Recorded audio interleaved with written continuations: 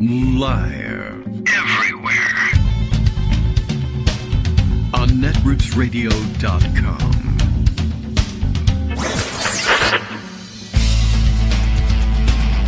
David Waldman. Kagro. In the morning. Now, here's David Waldman. Hey, Gazpacho, how you doing, everybody? Good morning. How you doing? I meant to say good morning, and I said Gazpacho instead, almost as though it were on purpose.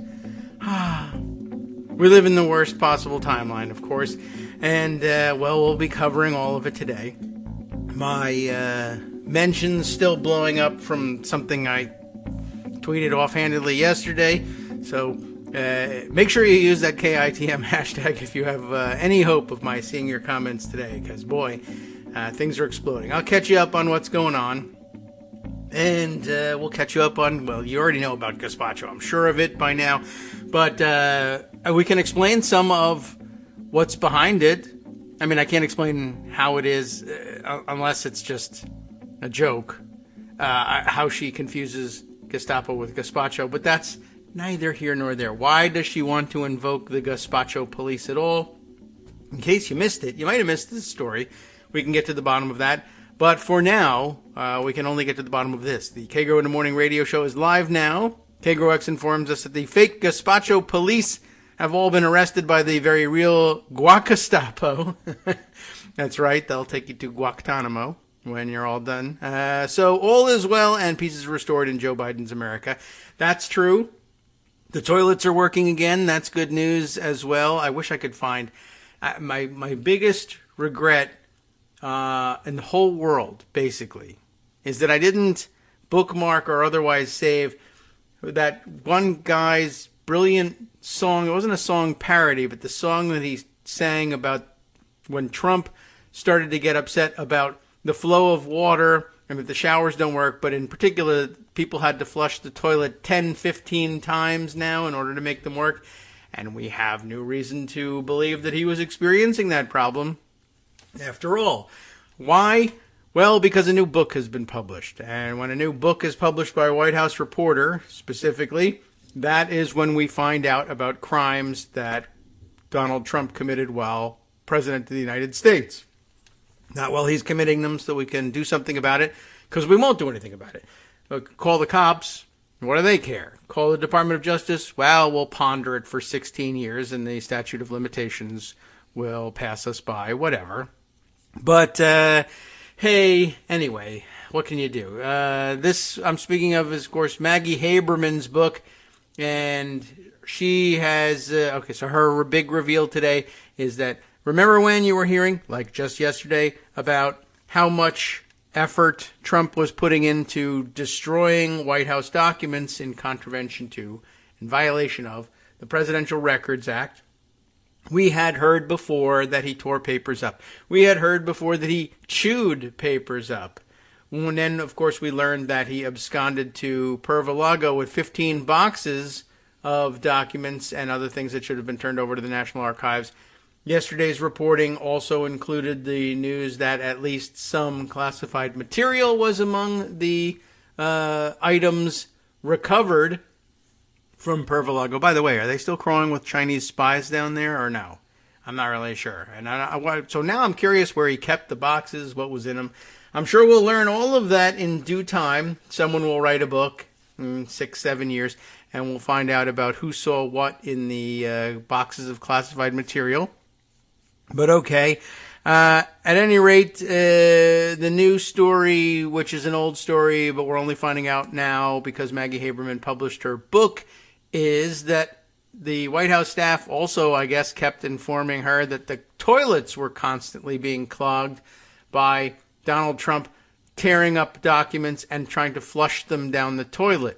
What a fun place that must have been to work. There are people whose job it was to pick up the papers and try and tape them back together. I don't know if there's any reporting on whether or not anybody ever had to try to recover any of those papers from the toilet, but it's not beyond Donald Trump. And by the way, also, I'm writing a book and the P-tape is real, and I just thought I would tell you. before I wrote the book, just for a change, and see if that affected sales. Anyway, wow, what a day. And yes, so the gazpacho police thing. You want to know about that? Or do you want to know what's clogging my, not toilet, but my Twitter feed?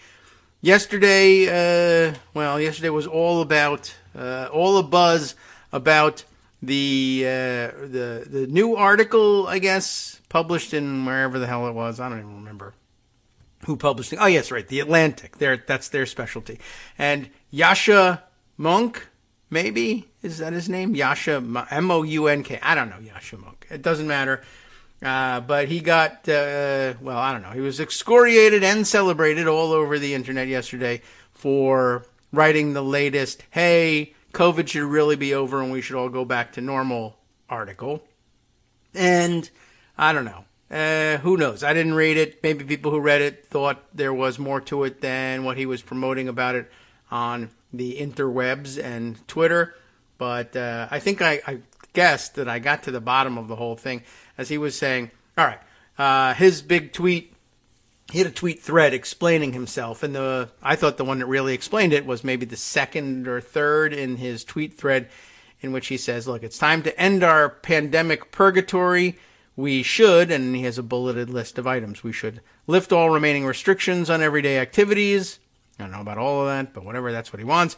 Finally, allow children to take off their masks. I don't know about that, but that's what he wants. End pandemic theater like deep cleaning. That one I think we've been talking about for a while. And people were very critical of that too. But I think that there's some difference in what people think of as cleaning versus deep cleaning versus is there any such thing. But I mean, it's been a long time since we've thought that contact with droplets, what do they call fomites? Is that how? Anyway, that droplets landing on surfaces would pick up. They told you always wash your hands because you never know what you're picking up. But it's been a long time since we thought that was the case. And I guess they're still after that and doing the deep cleaning thing. But on the other hand, deep cleaning, I don't know, cleaning is just generally a good idea. But okay, I get what you mean.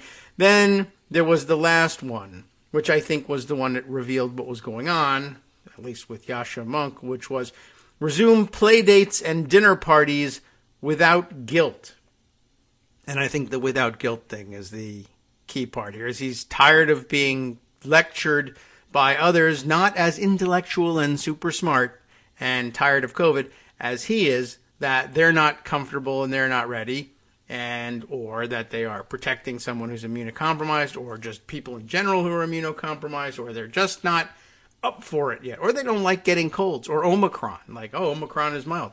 I still don't want it. Is that okay with you, Yasha? I hope so. But I think the guilt might be what's bothering him about that. And I think, by the way, it's probably also worth mentioning that guilt like that, typically, over something like this, comes from that nagging feeling that you might not be right about what you're telling people to do in what could be potentially a life or death situation. COVID, hey, only 1% of people die from it.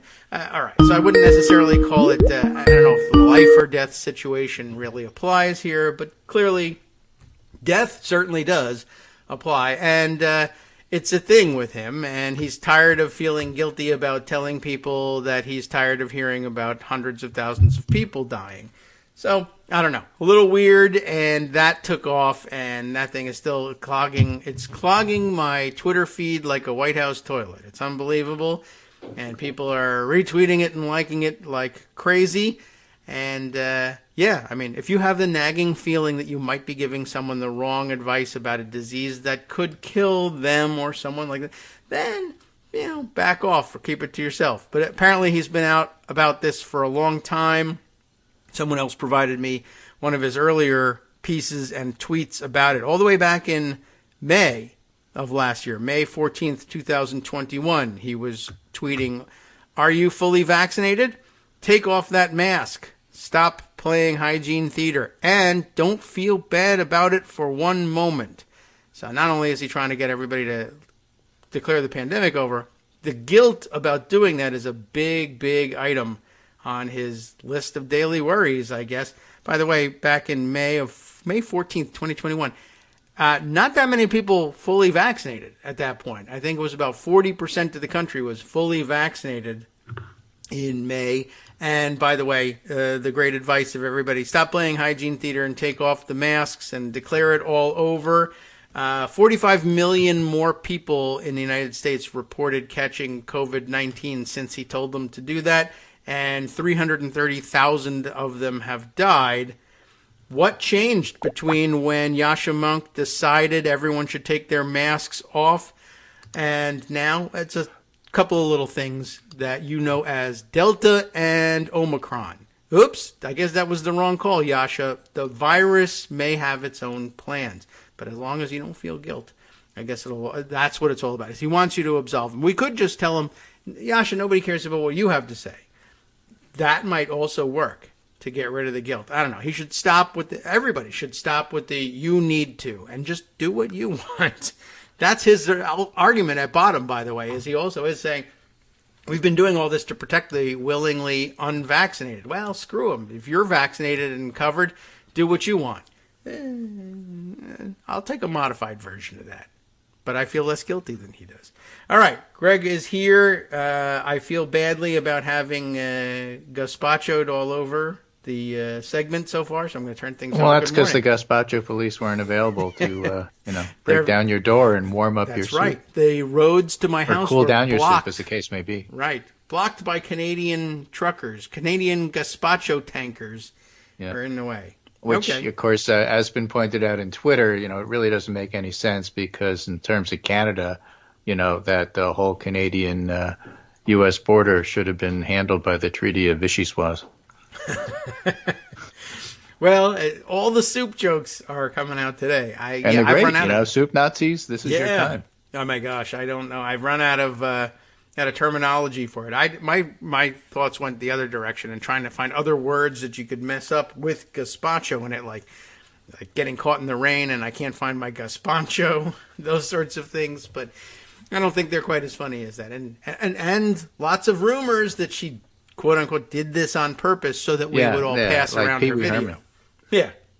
I mean, I maybe, meant to do that. Yeah, but you sure, have to be perfectly willing to look like an idiot.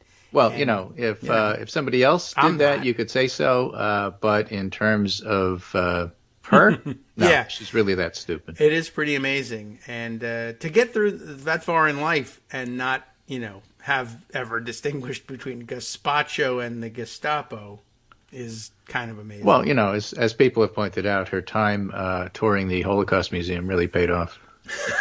she took a lot out of it. Yes, I guess so. I wonder if that had something to do with it, and she kind of briefly saw the word, and that must be what they're talking about. Because honestly, Marjorie Taylor Greene, not a person you think would even have had very much exposure to gazpacho. Seems a little exotic and other for her. Yeah, but. Whatever. So I don't know. Let's see. Let's see what North Carolina Board of Elections does with Madison Cawthorn. I don't think Georgia's anywhere near doing the same thing with Marjorie Taylor Greene, but a lot more to come from there. Yeah. I have to tell you, there's a fellow named Jason Gilbert, employee of the Daily Show, who I think came up with the best response to Yasha Monk and his article.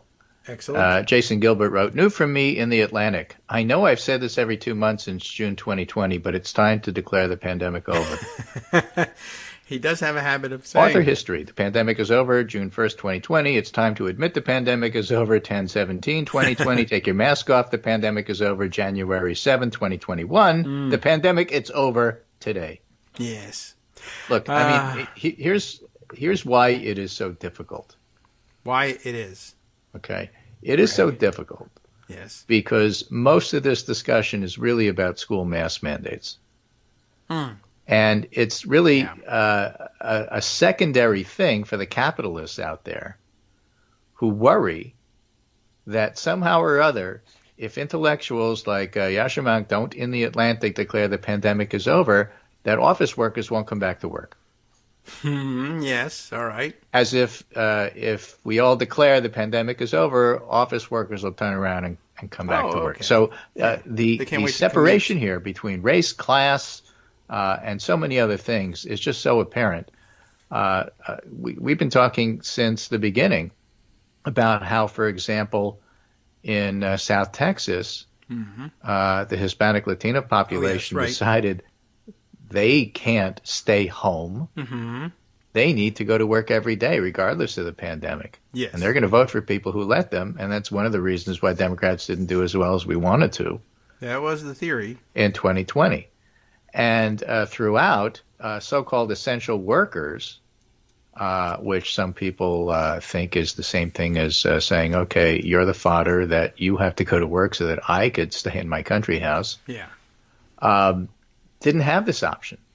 Office workers had the option of working from home via Zoom and other things. And although some people liked it and some people didn't like it, nonetheless, they had that option that, let's say, a checkout clerk in the supermarket didn't have.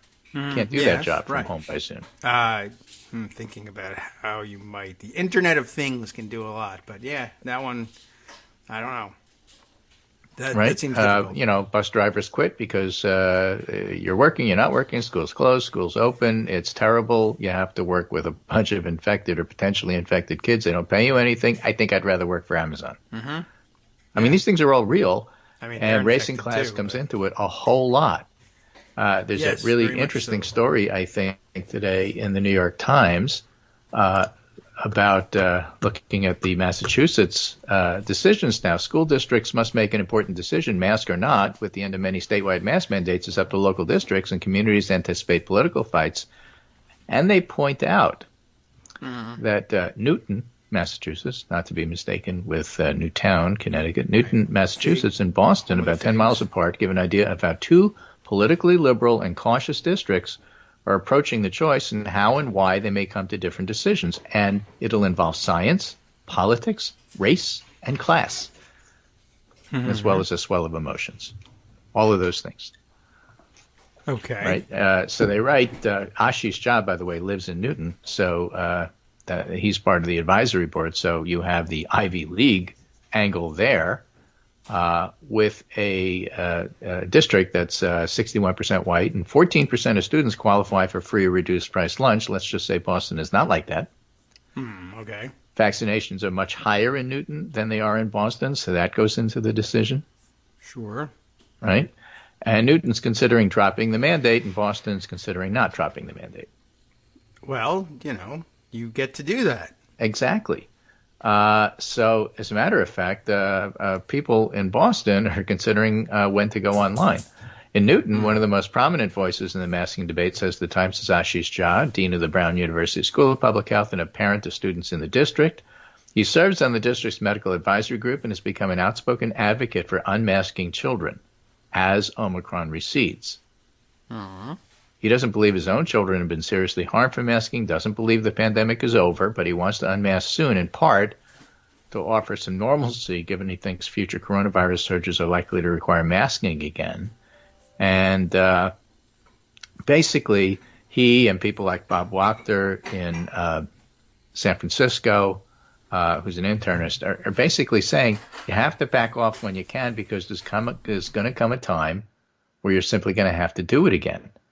And if you just keep the mandates all the time, people are just going to give up and not listen. That's their argument.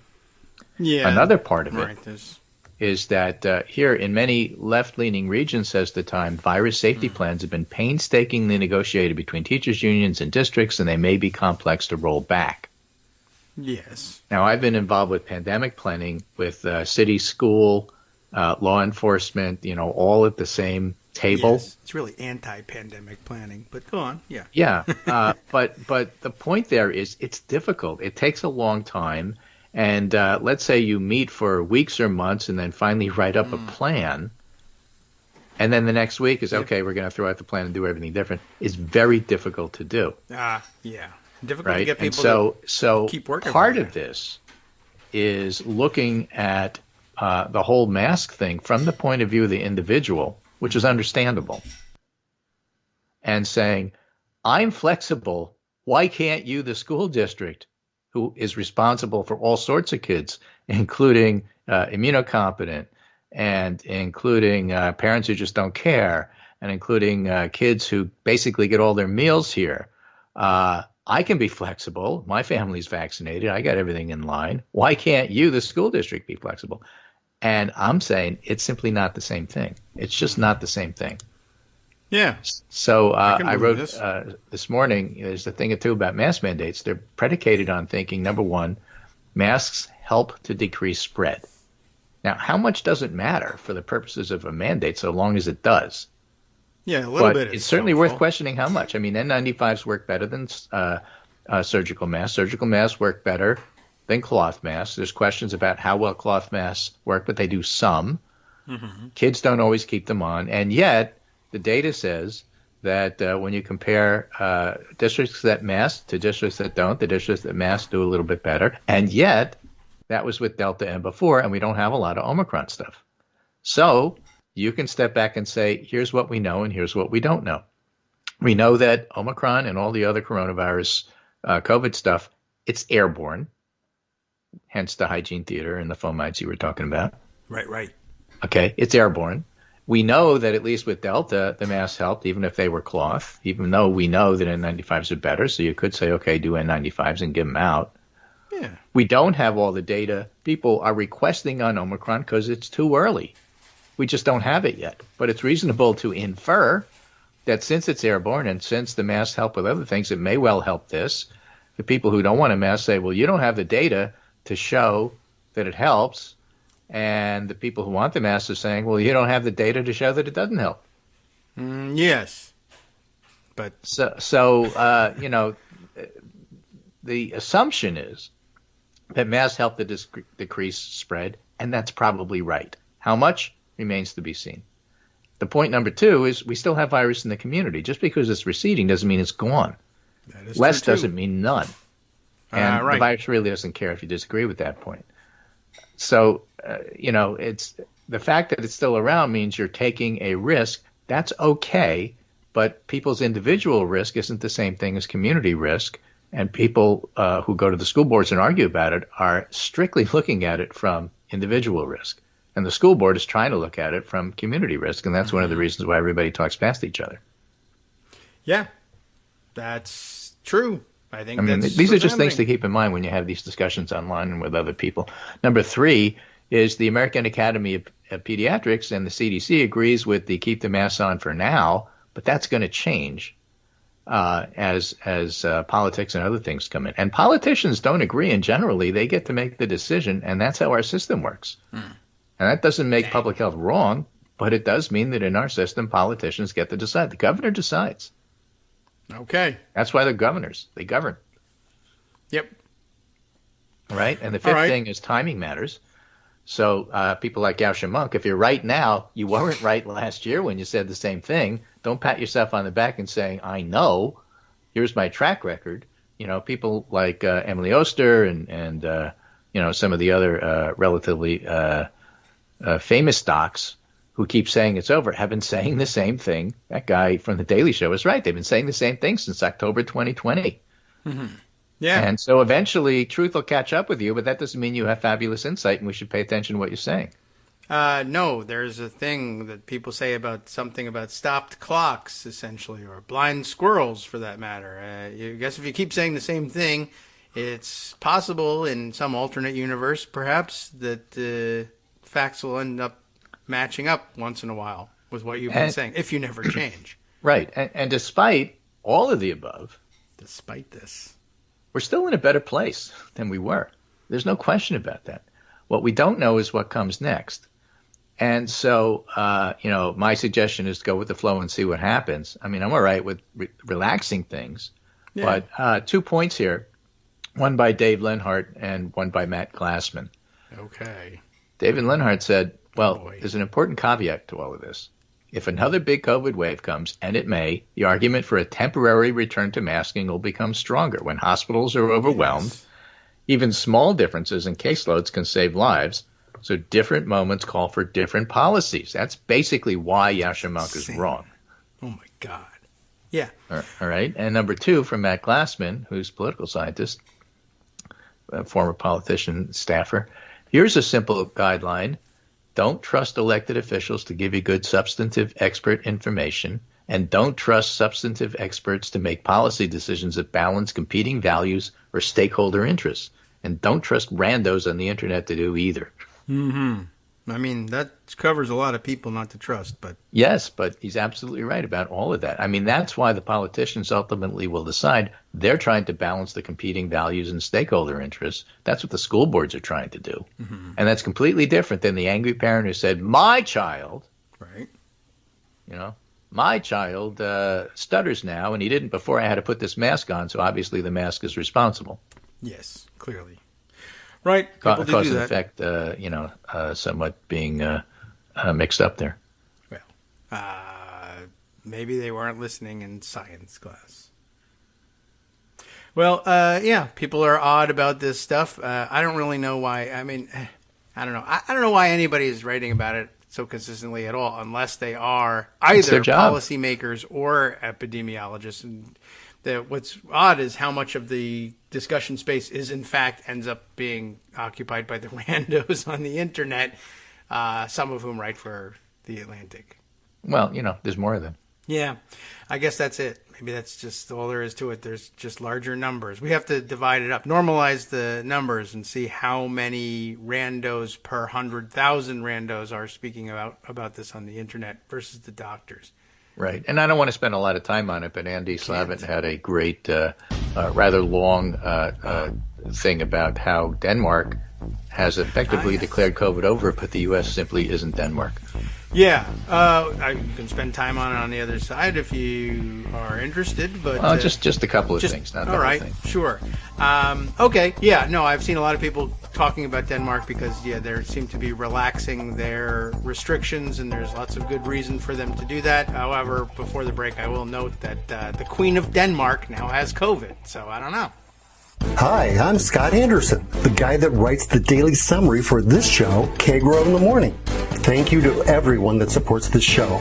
Many of you send donations through PayPal, Patreon, Square Cash, Radio Public, and so on. Some of you write your own essays and send them in, or read articles with your own commentary. We appreciate it. Now, some of you are listening to this and thinking, I'd like to help, but isn't there something I could do that wouldn't require money or effort? Why, yes, there is. You can just like us. On Daily Kos, they call it the recommend button. YouTube has a thumbs up. There are hearts and likes and love buttons. Tap our love button. Tap our love button every day.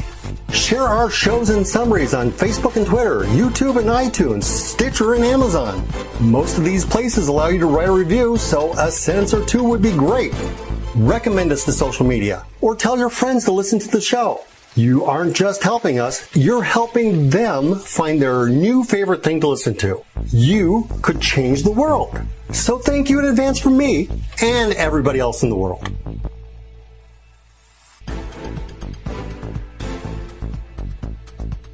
All right, welcome back now to the Kagro in the Morning Show here on Netroots Radio. It is true, we've found our confirmation that the Queen of Denmark has... Not only Denmark's queen, but Spain's king test positive for COVID. And I saw earlier this morning someone saying, and we'll look this up too, Prince Charles as well has COVID, and then I did see somebody mention that and then say, didn't he already have it? So maybe this is his second case. The royal houses of Europe now afflicted with COVID. Right. Mild symptoms, as you found out in your research, for Queen Margrethe. I did the research. I read an article. This is AP. There you go. Saying the Queen of Denmark and the King of Spain both tested positive. Queen Margrethe is 82. Married? Has very mild COVID symptoms and has isolated herself in the Copenhagen Palace where she lives. Okay. She's walled off with Hans Christian Andersen and lots of stories about mermaids. Mm-hmm. It's. I want to touch base on the Andy Slavin piece because I think it illustrates some things, again, that we have to keep in mind. Mm-hmm. Denmark is the first European country to eliminate mask mandates, vaccine passports, isolation protocols, and all the rest, not because COVID's over, but because things are really, really, really high there, as a matter of fact. I see. Cases, hospitalizations, death, all-time highs with the U.S. equivalent of 1,000 daily deaths. And half of what they have is the BA2 more infectious Omicron, which is way more prevalent there than it is in the United States. Well, but they're stopping it anyway. Peace. Yes. And that's because Denmark's different. First of all, they have an 81% double vaccination rate and a 61% boosted rate. Now, Connecticut has as high a double vaccination rate, but we're only 50% boosted, and we're a good state. They have manageable ICUs. They have universal coverage. They have a top-flight surveillance capability, and the U.S. is different because the U.S. doesn't have enough people vaccinated, has full hospitals, has huge access challenges, massive inequality, and has more people with names like Liberty Karen USA who believe COVID was developed in Tony Fauci's bathtub and can be cured with Pine Sol.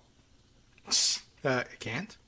Different countries, different results, but you don't have to look far Danish Pine Sol works. In the U.S., including Colorado, California, New Jersey, Delaware, to see people following similar footsteps. And these are responsible governors. I'm telling you, Connecticut never gets any respect, never mentioned. Sorry. Well, yeah. I don't know why people These are responsible governors with states that have done a good job managing the pandemic. They have higher vax rates in most of the country. Cultural fights are minimum. What's happening here is the same thing happening everywhere. Political leaders everywhere are either hopefully or optimistically calling it over, not a lull, but an end to restrictions at least. And the pandemic is most decidedly not over. And he makes the point here, transition is transition from collective responsibility to individual responsibility. And in much of the country, the individual doesn't give a crap about the collective, so this actually won't present much of a change. But in other parts of the country, it will. Here in New England, it certainly does. We're trying to protect the hospitals. We're trying to protect our elderly, and the immunocompromised. Nice, and people will continue to wear masks if they feel like it. Okay, even if they're royalty. Even if they're not. Oh. But it's not entirely unreasonable to expect people to protect themselves when there are ample tools. So sending out high-quality masks and making free tests, that's critical. But there's still enormous gaps, of course. And kids 0 to 5 are still in limbo. CDC will roll out those vaccines as soon as possible. Only a third of parents will use them. And we're going to have antivirals soon. Not great. And so the next shift in attitude is toward fatalism. Okay, well, it's around. It's endemic, which doesn't mean gone, which doesn't mean mild. But it's endemic, so, you got to learn how to live with it. Well, that means living with the number of deaths we've had so far. Well, yeah, we live with that. Well, I try not to pay attention. They are not. To it. Right. I can do that. It's a little too much, quite honestly. It's a lot. A lot of people die. So, okay, it's fine. We'll just live with 200,000 deaths a year. I guess. No. I mean, the fact is, the pandemic isn't over. There's stuff you could do about it to make it less. Whether people do it or don't do it remains to be seen. If you want people to do it, you have to make it easy. We haven't done a good enough job making it easy. But I think in the end, people just, and we talked about this before the break, people are just not in a position to, so I don't blame them, but I'm just observing that people are not in a position to understand that making a lot of these decisions is really difficult, and balancing people's different needs is really difficult. And so everything is black and white. You suck or you're great. Everybody, yeah, okay. Right. Right? And don't make me feel Biden administration sucks. No, they're great. They're giving out this free stuff. They're doing all this. Yeah, no, they suck because, my freedom is impaired. Right. Or Canadian freedom is impaired. Or why didn't they anticipate Omicron? Well, yeah, there's a lot of people who said something like that was coming. Yeah, well, variants, they happen.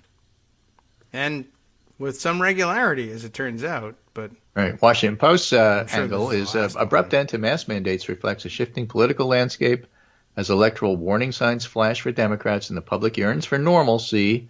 Democratic governors are making... Notice they say Democratic governors.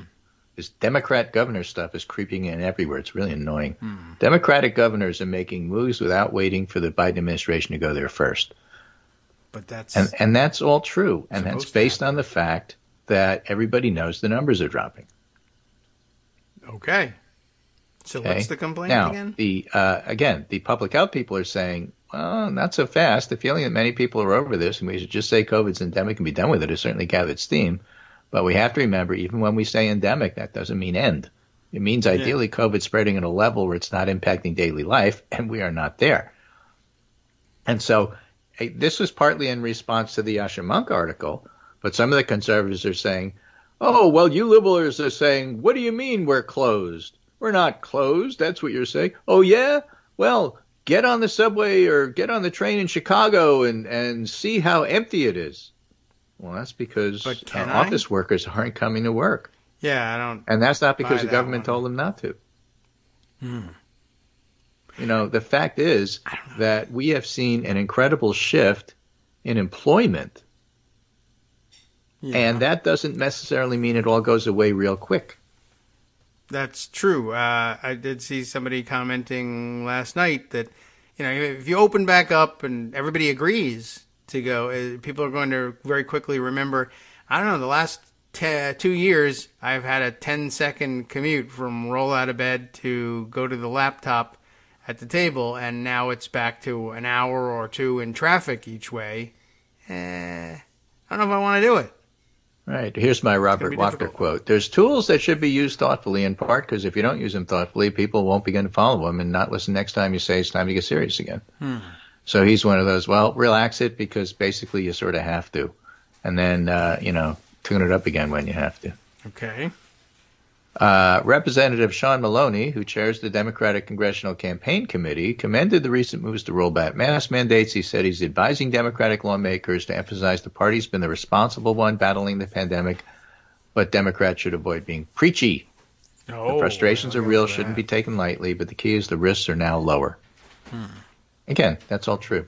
So it's reasonable to try to balance all these things. I give public officials a little bit of slack in order to do that. It's a difficult task. Nobody's going to get it right. But, the question is try to get it, how can you get it as right as possible for the largest number of people? That seems like a good standard. Right. Trying for that. We've learned a lot. We can't just look at a raw number and say, oh, well, it's really a high transmission in your area. Because if you're careful, schools and hospitals can function during that. And that's really what people look at. If the schools are open and the hospitals are not overwhelmed, that's pretty good. Many people will take whatever risk there is in that community during that circumstances, regardless of what the transmission number is at that particular point in time. CDC declares the entire country is still high transmission. Yes. It doesn't feel that way.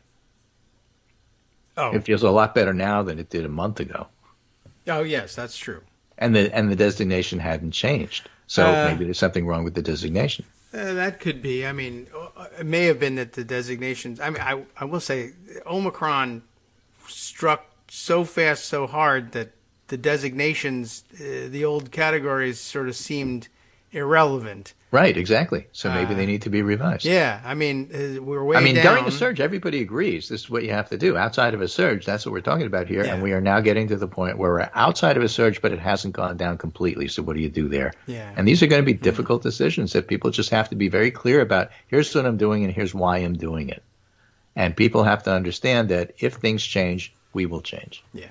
Well, that's true. I mean, one of the things that definitely changed along the way, even way before Omicron, before Delta, when we got word from public officials, well, we will either consider reopening this, that, or the other thing, or relaxing some standard when we get to community transmission at X level or X level of positivity in the general population. And but way back in 2020, when they set a lot of those things in their definitions of high community spread, they hadn't yet seen Delta, much less Omicron. And like a good day in Omicron is still apocalyptic, and by 2020 standards, in terms of numbers of cases and numbers of deaths and community transmission and positivity. We're never going to get back to numbers under Omicron that would have worked to reopen things or relax standards in the spring and summer of 2020 or the spring and summer of 21 for that matter. But I open up my coronavirus tracker from the New York Times every day. It tells me what's going on here in Loudoun County, and the numbers are way down. Like 8 to 10 times less than we were seeing at the peak in Omicron, but that still counts as extreme transmission in whatever terms we're still working with here. And yet everybody wants this change and says, yeah, it doesn't feel quite as bad.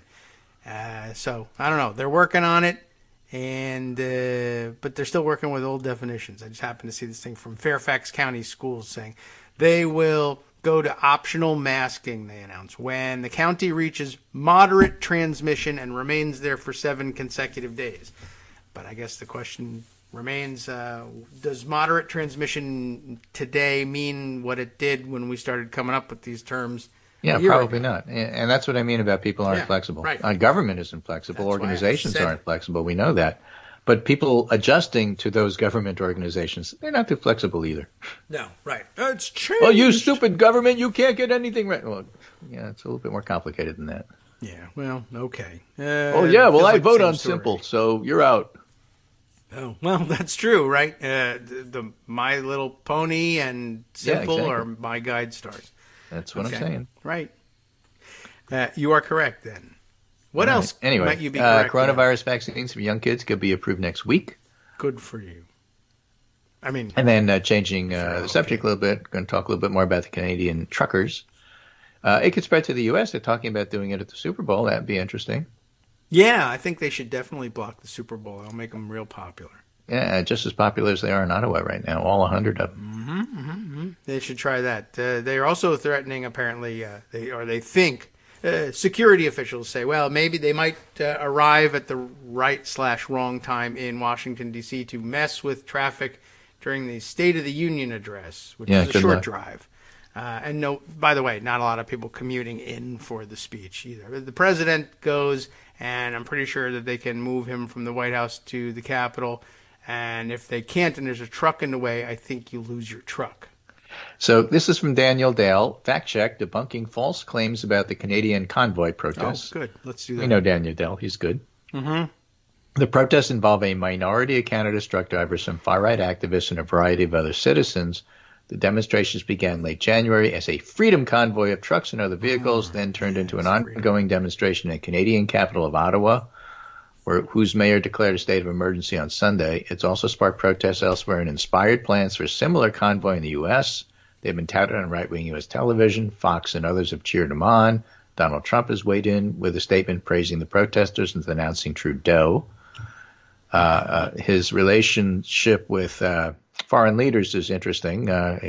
Apparently is continuing discussion with Kim Jong-un while he's out of office, which is part of why the National Archives case that's being collected has noted that maybe he's violated security issues. Yes, he has. Classified information might be there, and that's because I don't know why a private citizen continues to talk to Kim Jong-un with love letters, but that's part of it. But in any case, the convoy started after Canada began requiring truckers who cross the U.S. border to be fully vaccinated. The Canadian Trucking Alliance, everybody knows this because I've told you every day, the primary advocacy group for Canadian truckers, has opposed the protests and said more than 85% of Canadian truckers who regularly cross the border were fully vaccinated as of late January. I've seen figures as high as 90.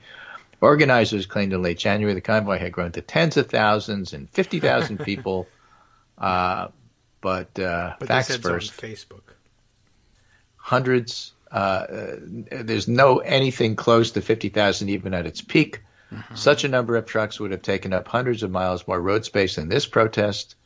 It's impossible to provide exact crowd size figures. Maybe 18,000 at the peak. But police in Kingston, Ontario, city through which a portion of the protest passed, tweeted on January 28th, they counted 17 full tractor trailers, 104 tractors without trailers, 424 passenger vehicles, 6 RVs. That's a number that's much more manageable than you would think. Police sources told Global News chief political correspondent 230 tractors, tractor trailers, 725 personal vehicles, plus 200 vehicles from the eastern provinces, unknown of others involved. So it's a relatively small number. Okay. Well, it is good, and they should. I guess they have to start talking about how they're going to get them out of the way. And U.S. authorities are already thinking about what to do if a similar thing happens here. right? False caption photos of other trucks or convoys saying, this is associated with the protest worldwide. And in many of the cases that have been cited, no. A video of honking Brazilian truckers circulated on Facebook was from a May 21 demonstration in support of Bolsonaro, not a demonstration in solidarity with the Canadians. What do you know? For example, a false claim about police resignations. Claims entirely false. Ottawa police spokesperson Constable Amy Gannon said in Monday emails to CNN that there's been no resignations in relation to the demonstration. All available officers are working. There's been a false claim about the government and hotels.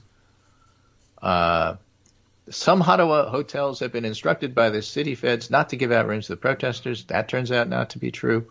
So there's a lot of nonsense floating around about that. I hadn't even come across any of them until I read Daniel Dale's piece. But, I'm not always on the right media, and I don't do Facebook, and a lot of this crap is on Facebook.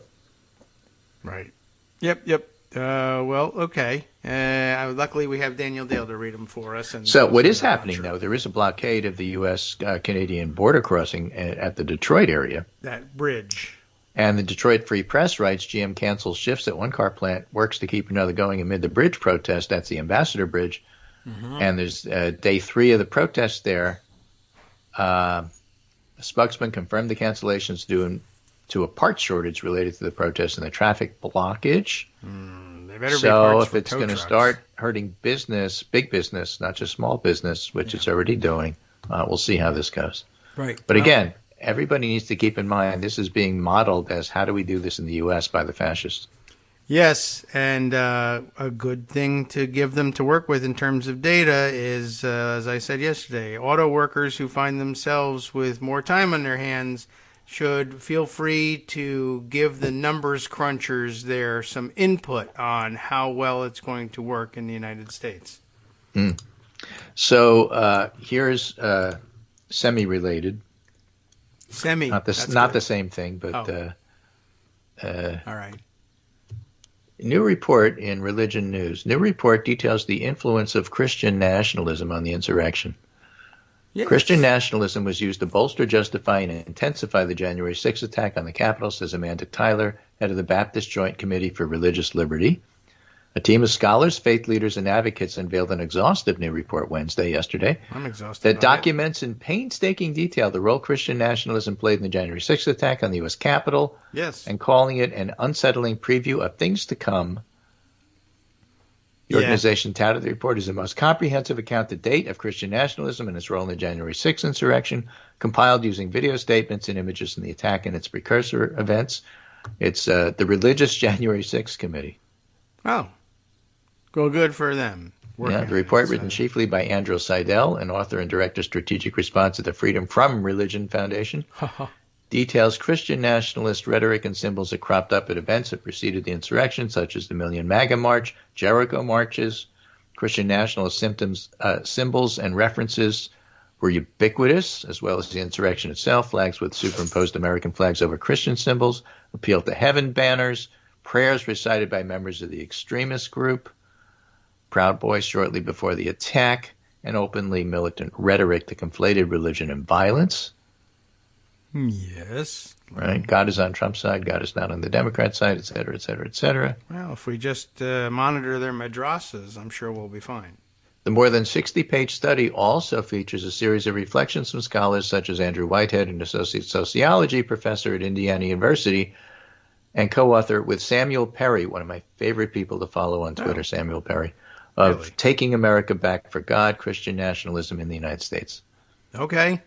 Really interesting stuff, but, it's not being ignored.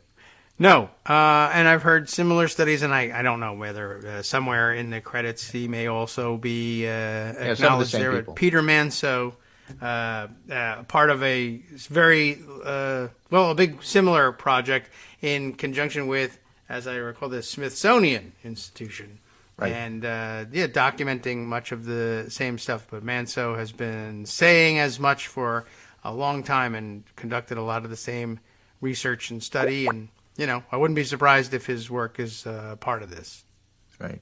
So I just sent you one of the pictures, for example, which has been, you've probably seen before, but It's a fellow with skeletal hands, but a Holy Bible T-shirt, with Trump flags in the background. And so, the white nationalists and the white Christian nationalists part of this, we've talked about it on the show for a long time. It's not a surprise to us, but, it's good to have it documented here. Yeah, well, these guys have been telling us for a long time, and we've been believing them. So that's how it got here. Right. They're right. And let's see, the National Archives asking the Justice Department. The what department? We have one of those? To check out the boxes. Yeah, please. Of stuff at Mar-a-Lago, years-long defiance of the Presidential Records Act. I don't know if that means that the Department of Justice had to check out the toilets in Mar-a-Lago and see whether they're clogged with paper. Yeah. Well, they're looking for COVID in the toilets all over the place. Honestly, so that would be a shit job. Well, yeah. Yeah. You're right about that. Carolyn Maloney, chair of the House Oversight Committee, said this week records removal from Trump's Florida club will be investigated. Trump's reported actions regarding White House records were deeply troubling but not surprising. Again, when congressional committees investigate something, if they find a crime, they can recommend it over to the Department of Justice. So all these things take a long time, but, Yeah. They grind exceeding small, et cetera, et cetera. Yeah. Well, it's just I don't know. What can I tell you? It's kind of amazing. And I don't know if it really, it's one of those things, again, that catches nobody by surprise. So ironically, it might end up not being that big of a story. And I've already seen people. Well, the worst part of it is that we've had to put up with umpteen gazillion reproductions of the New York Times page on Hillary Clinton's emails. Yes. It's not the problem that happened. It's the problem that I have to see it over and over on Twitter. Right. But yeah, everybody knows by now. Yeah, the New York Times covered this on page 15. Right. That's the latest thing. The new story about stealing the documents and hiding them in Mar-a-Lago, and now of course the flushing down the toilets will get front page coverage, but because it's part of promotion of her book, so that'll be interesting. That throws a new angle into things. But yeah, there really was, in fact, word that they plan to run the story about him stealing the boxes of stuff on page 15. And it's kind of a page one thing, but I don't know. Maybe their logic was, well, we're going to deny the former guy page one, and he'll be angry about that. I don't know. Right. Doubt it. And not really much of a trade-off. It doesn't matter where his name appears in the paper. He'll find it. So, all right. As Brian points out, that's to say nothing to say of Trump's inner circle conducting tons of official business over Signal and WhatsApp. Right. Don't forget about that. Right. It was mostly packaged in a tone of detached irony, but the fact is they were all trying to circumvent the Presidential Records Act. Yes. A long-standing conspiracy to do that. And I have one if you're not going to enforce it against anybody. And, another big complaint about a lot of the coverage, particularly from the New York Times. I guess they put their article out about it. And right at the bottom of it is the optics story, essentially. That, the Department of Justice is in an awkward position because if they prosecute for it, it's going to look like it's political. And they're working so hard to depoliticize the Department of Justice. Always a project left for the Democrats, of course, by the way.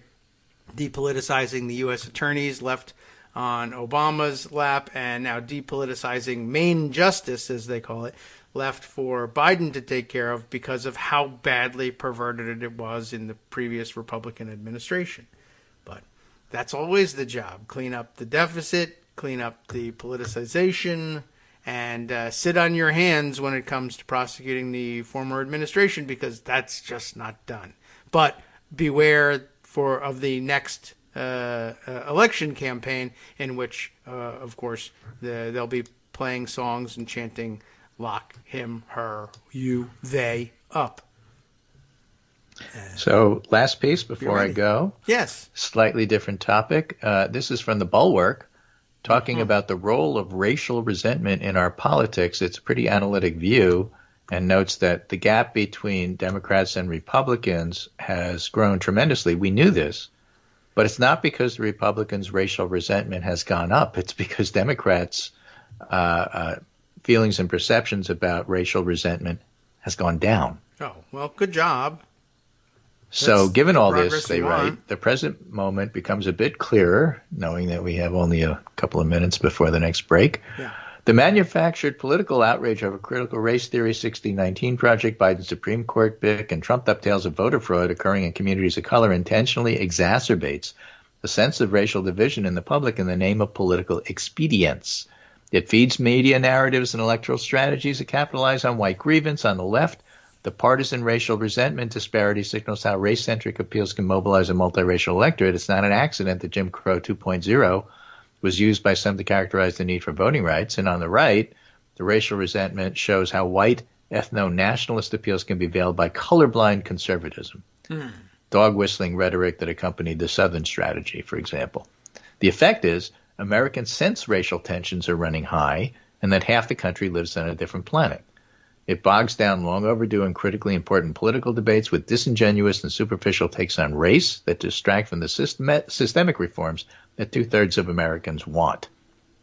In this light, a long-standing truth resurfaces: race relations is the means by which the weaknesses and vulnerabilities of democratic society become most apparent.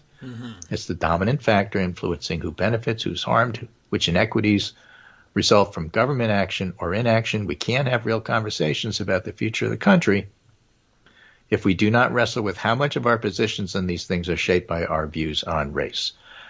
The author, Theodore Johnson, is a writer at The Bulwark and director of the Fellows Program at the Brennan Center. Oh. He's the author of the book, When the Stars Begin to Fall, Overcoming Racism and Renewing the Promise of America. Well, all right. That's interesting. Impressive. Yeah, and a good, impressive job fitting that in a minute and a half, too. Yeah, it is interesting. We should take a look at it. And, yeah, that's he's absolutely correct that this is something that exacerbates divisions, and the Russians know it very well. That's their favorite point of exploitation. They did it masterfully in 2016, continue to do it, and I don't know whether they can make it work in the truckers' context, but we'll see. We'll check in with you next week.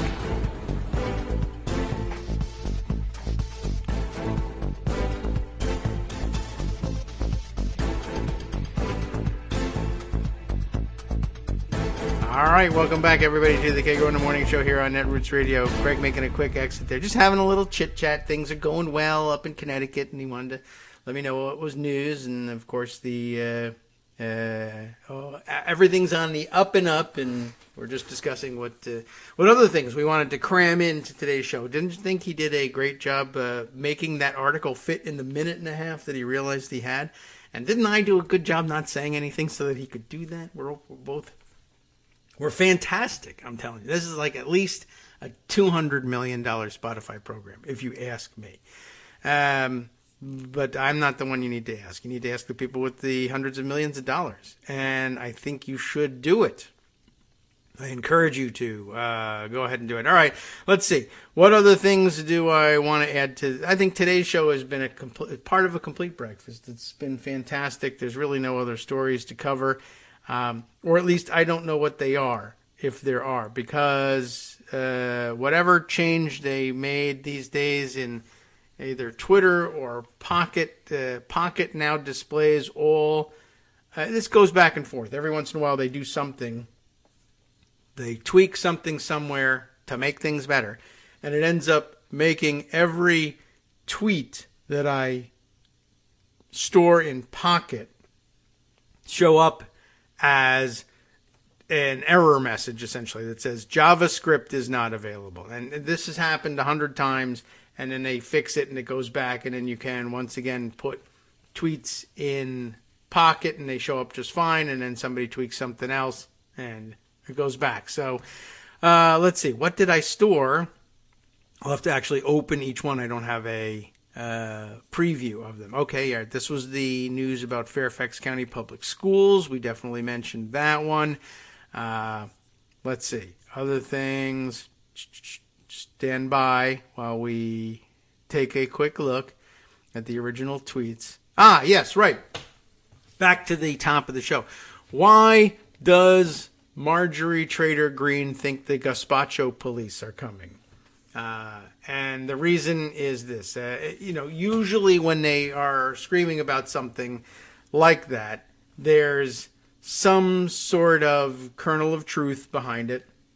And I assume by now you've heard or seen the video of her screaming about it. And, why does she say that Nancy Pelosi's, and her weird accent that doesn't seem Georgian at all, but that weird, almost Midwestern, Northern Plains accent of, anyway, Nancy Pelosi's, almost sounds like, I don't know, it reminds me a lot of the parodies of Sarah Palin, but that's not exactly the accent she's got. It's very odd and grating and annoying. But anyway, Nancy Pelosi's gazpacho police are spying on members of Congress and blah, blah. What is all this accusation about the gazpacho? Forget the fact that she got it wrong. The gazpacho police spying on members of Congress. Well, I think what this stems from is a weird incident from a couple of days ago in which a guy I never heard of, who is a Congressman Troy Nehls, N-E-H-L-S, Nehls, I guess, from Texas, where they have lots of weirdo Republicans I'd never heard of, had, I guess, in an attempt to jump out in front of a story, I guess, that he was worried wasn't going to look good for him. And there's a lot of questions about what's going on. There's an explanation, but now the explanation just, I guess, I don't know. I want to say begs more questions, but every time somebody says something begs the question, all the grammar gazpacho comes onto Twitter and says, that's not what beg the question means. So now I never know whether I really know what it means or if I'm using it correctly. But it raises a lot of questions beyond those previously considered. So what's going on? Troy Nehls, I guess, was, let's see, can I look back at the accusations? I don't know. He jumps out, maybe I should just look him up, and accuses the Capitol Police in some fashion of breaking into his office, I think over a weekend maybe, and coming in and photographing materials in his office surreptitiously, and then being caught by a staffer. That, in other words, they would have gotten away with it if it hadn't been for this meddling kid who caught them. And that there's, you need to explain what you're doing, breaking into Republican members' offices, probably at the behest of gazpacho chief Nancy Pelosi, trying to dig for political dirt or discover what we're doing or find out what our secret plans are for working in the, supposedly transparent public office here. But, I don't know what secret plans he thought they were going to get hold of, but that does raise that question. Anyway, he had a whole complaint letter and screed and Twitter complaint, and thought he was getting out ahead of some scandal or other, I guess, because why else would the police be investigating me? They must be onto me, and I'm worried about that because there are things that I think they could be onto. Or I'm so paranoid that I really need to be in counseling, not in Congress. There's the bumper sticker for you. Counseling, not Congress. That's what you guys need. And anyway, I entered the exchange at this point when I found the tweet from Newsmax national correspondent Logan Raddick. And I don't know, because he works for Newsmax, it makes me wonder whether he thinks that this letter from the Capitol Police answering Troy Nehls is somehow worrisome or damaging to the Capitol Police, or whether he's simply, as a doing one of those reporterish things that I'm sure that even Newsmax reporters do from time to time, explaining the situation, and that it is kind of exculpatory for Nels if he'll take yes for an answer. But you know how they are about these things.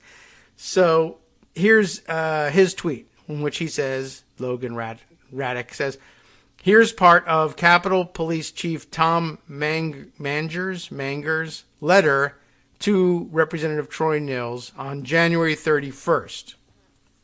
And, he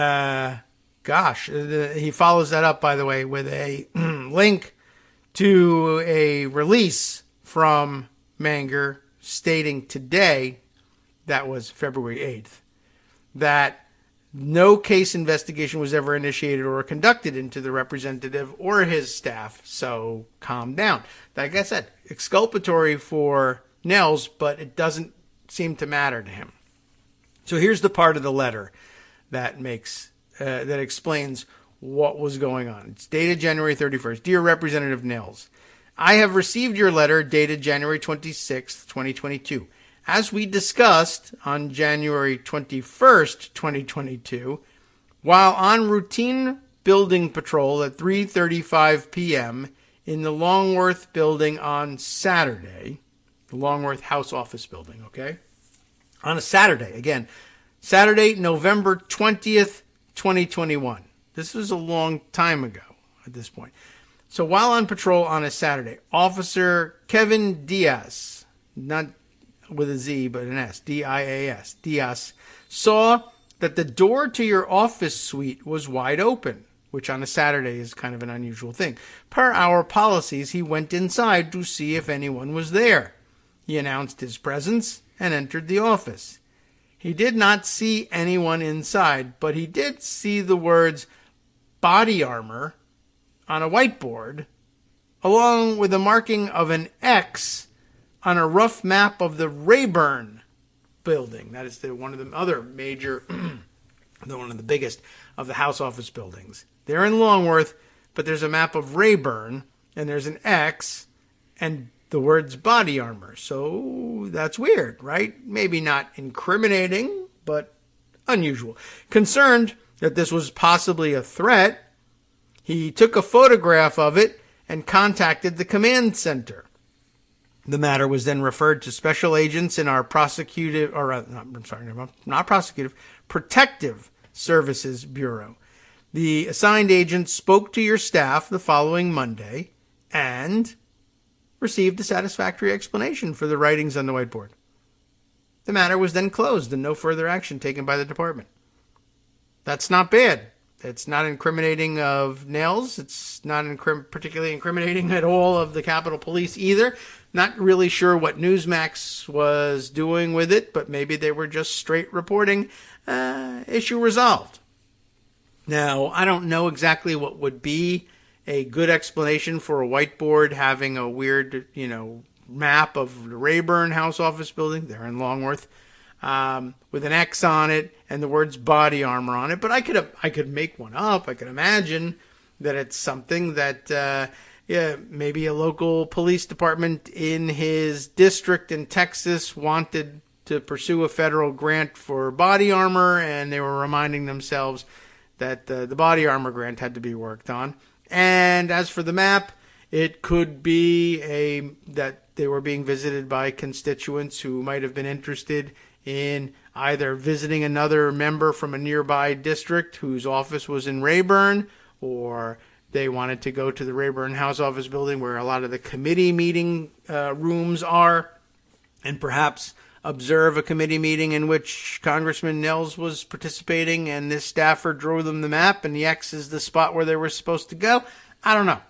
But it's among many things that I could imagine you telling the Capitol Police and having the Capitol Police say, okay, so the two are unrelated, or maybe it was a hearing about body armor, whatever, and that's where it was. But sure, there could be reasons. But it's interesting, is this a threat?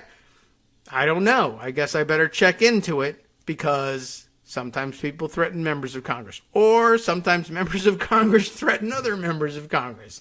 You got to look into these things. I don't know whether it's a threat to you, Congressman Nels, or a threat by you, Congressman Nels. I got to check it out.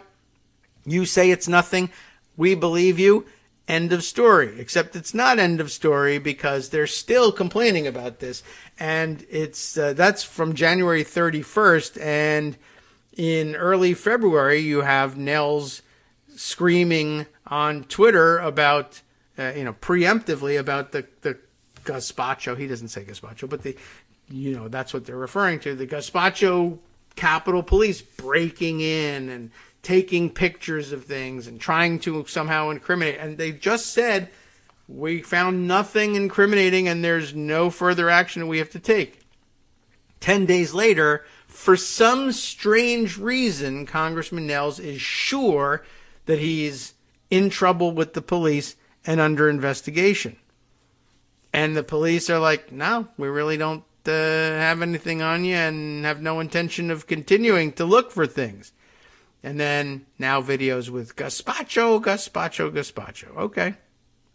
I don't know what to tell you, but I think that's actually the kernel of truth behind all of this. And I don't know. I thought I would at least explain that to you, and you could have maybe some idea of what was going on in the world, as crazy as it is. All right, let's take a look at the other things I've put aside in Pocket.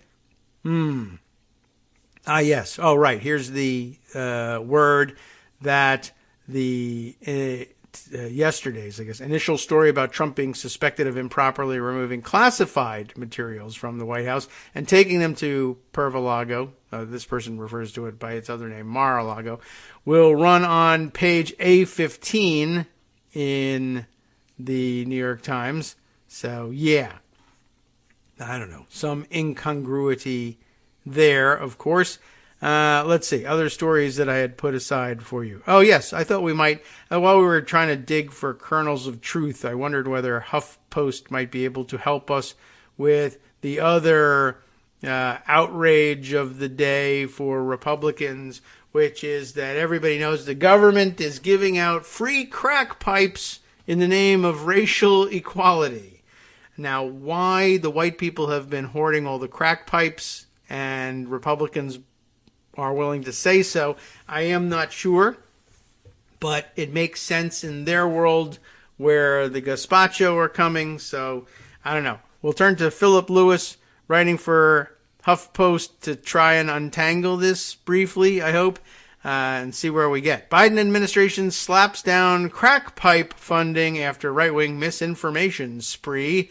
A misunderstanding of harm reduction programs, that's the kernel of truth, coupled with a Republican-led misinformation campaign, led to a viral storm. And that doesn't even count the storm of the actual virus that we are having rampaging around the country. This week, the Washington Free Beacon, always a trusted source for misinformation, reported that President Joe Biden's administration plans to fund the distribution of, quote, crack pipes, that's what it says, to drug users in an effort to advance racial equality. We need more black crack addicts. They're being overwhelmed by the number of white Christian nationalist crack addicts, I guess, like the pillow guy. And, anyway, by the way, these free crack pipes should be means tested so that Mike Lindell doesn't come and try to get some of these things for free. He's rich enough as it is. Biden crime policy, they said, crack pipes for all. What could go wrong? Senator Ted Cruz tweeted. And remember, he's supposed to be smart. Nothing says Democrat priorities like raising the price of insulin on day one. I'm sure they totally did that. But making crack pipes free, Representative Lauren Boebert added. And nothing says I'm on crack like tweeting things like that. That message soon went viral because it was stupid and outrageous. Other news outlets ran with the headline that the Biden administration was funding programs to hand out crack pipes, but the driving narrative has been misleading, dangerous, and tinged with racist dog whistles. You don't say. The Department of Health and Human Services recently drafted a grant application for its harm reduction program, always controversial, but it is real. No, I didn't say Israel. I said it is real.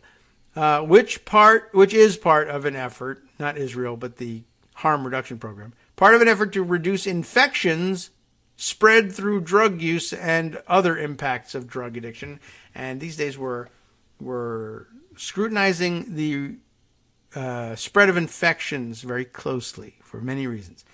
The grant would provide funds over 3 years for services including community-based overdose prevention programs. And remember, they were screaming for that when it was meth, but, they don't scream for it so much about crack, I guess. Or rather, when it was heroin, anyway. And affecting rural districts. What else? The controversial part, syringe services programs, the needle exchanges, right, which have always been controversial. You're giving out needles to people so that they can use drugs more safely. Are you out of your mind?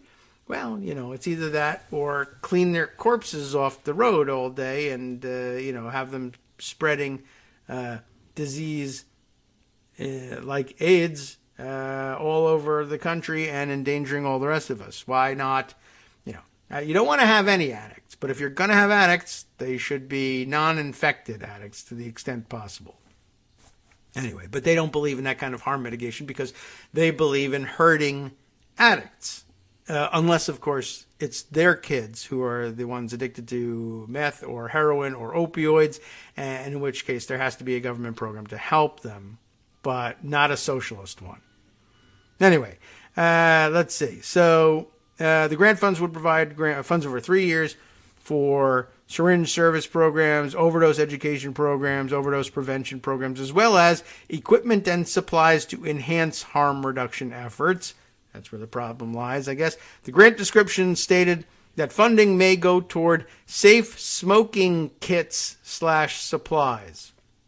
So that's the red flag, which I guess is there, which could include crack supplies, as Republicans have said, but that's hardly the focus. That's not going to help you very much, that it's not the focus. And the cynical GOP misinformation leaves out why medical experts endorse such a program. And it doesn't matter because, of course, if you do, they'll say, you can't trust medical experts. They don't even believe in eating horse paste or injecting yourself with bleach. Well, the idea of giving drug users safe smoking kits and supplies is a key component of harm reduction, an evidence-backed approach that tries to meet people where they're at, according to the National Harm Reduction Coalition. Cassandra Frederick, the executive director of the Drug Policy Alliance, a national nonprofit that advocates for drug law reform, likened the strategy to approaches people are more familiar with, like using condoms for sexual health and wellness. It is in fact the case that most conservative weirdo types would rather just say, just tell them not to have sex and make it illegal for them to do so. And that's not going to work. And so, you take other mitigation strategies and they work, but they don't like them. Yes, glass crack pipes are sometimes included in harm reduction kits, it says here. So are syringes and condoms. And on top of that, these kits are already distributed in various parts of the country. On Wednesday, the Biden administration came out and said it would not fund harm reduction programs that use pipes. So knuckling under to it immediately. The announcement comes after heavy pressure from the right, but officials insisted they weren't caving to the negative headlines. No federal funding will be used directly or through subsequent reimbursement of grantees to put pipes in safe smoking kits. But what else goes in a safe smoking kit besides that? Well, anyway, that's according to our Health and Human Services Secretary, Javier Becerra, and White House drug czar Dr. Rahul Gupta, adding that they plan to prioritize the use of life-saving medications like Narcan, fentanyl test strips, and syringes. Federal funding will not be used to put pipes in the kits or distribute them, a senior administration official also told HuffPost. Today, HHS clarified that no federal funding can be used for some specific elements that may be included in those kits. The contents of kits often vary state by state based on federal law and state law. Providing supplies like glass pipes, however, does, in fact, apparently help reduce overdoses and prevents harm caused by smoking plastic, aluminum, or copper pipes, which can severely damage the lungs and other organs. And they also help drug users avoid transmitting HIV or hepatitis C through cut or burnt lips. A critical part of harm reduction is ensuring drug users don't die or further complicate their health if they do not have access to clean resources. And remember that they If they don't and they do hurt themselves and they collapse on the street and they're scooped up by the cops or EMS, they're taking up a bed that your folks might need for who knows what. Anything from COVID treatment to, recovery from a heart attack. A critical part of harm reduction is ensuring drug users don't die or further complicate health, right? The misinformation, which, is pretty close to the actual information, spread by GOP leaders has led to a perfect viral storm. Don't give them that much credit. With headlines honing in on racial equity as a key component of the program, but that apparently has nothing to do with anything. But yes, now trying to keep drug users from killing themselves with their drug use is CRT. They figured they could go for the extra bonus on that by throwing that in there. The Biden administration will be sending crack pipes and meth pipes targeting minority communities in this country, said Senator Marco Rubio, who's supposed to be one of the reasonable dudes that we're going to get to vote on the Electoral Count Reform Act. So, going great. Rubio's words were reminiscent of the racist dog whistles surrounding crack cocaine, a drug that's been highly stigmatized ever since the infamous campaign against it in the 1980s. The HHS funding was never directly aimed at promoting racial equity, although Biden has explicitly stated that advancing equity and support for communities of color will be a cornerstone of his administration, but not this. Okay, whatever. Harm reduction is still really hard for people to wrap their minds around. Crack instills a particular level of fear and stigma, Frederic said. Even though now the most famous crack addict we've got is the white guy who can't get his lips off Trump's butt. So, whatever. The whole country rallied around crack criminalization and the stigma around it, she added. Even if you look at the media headlines of now, they really invoke that kind of same emotional response that folks had in the 80s and 90s. And that's why Trump mentally lives in the 80s and 90s still to this day. Anyway, just thought I would throw that in there. Mentioned to you that the Department of Homeland Security is the source of the warnings to police around the country that a United States-based trucker protest might happen around the Super Bowl and then later around the State of the Union. Looking forward to them blocking the Super Bowl and making everybody really happy. That should go well. Let's see. Right, then there's, should we read through? We might as well read through the New York Times writing to get to that last paragraph about how they're not going to do anything about the issue here. Archives found possible classified material in boxes returned by Trump. Hey, he returned it. No harm, no foul. The National Archives consulted with the Justice Department about the discovery after the former president sent back documents that he had improperly taken from the White House when he left office. I guess one of the more interesting things that he left with, not classified, I don't think, but he took with him the giant map of the hurricane path that he drew on with the Sharpie to show that it was really going to hurt Alabama after all. I remember that one. Everyone remembers the incident. He took that as a souvenir, and maybe he should be allowed to have it. I don't know. Reed Epstein and Michael Schmidt wrote this piece. We got another break coming up, but we'll set the table for it. The National Archives and Records Administration discovered what it believed was classified information in documents Donald J. Trump had taken with him from the White House as he left office, according to a person briefed on the matter. The discovery, which occurred after Mr. Trump returned, and that's really not even the right word for it probably, but they forced him to return, 15 boxes of documents to the government last month, prompted the National Archives to reach out to the Justice Department for guidance, the person said. The department told the National Archives to have its Inspector General examine the matter, the person said.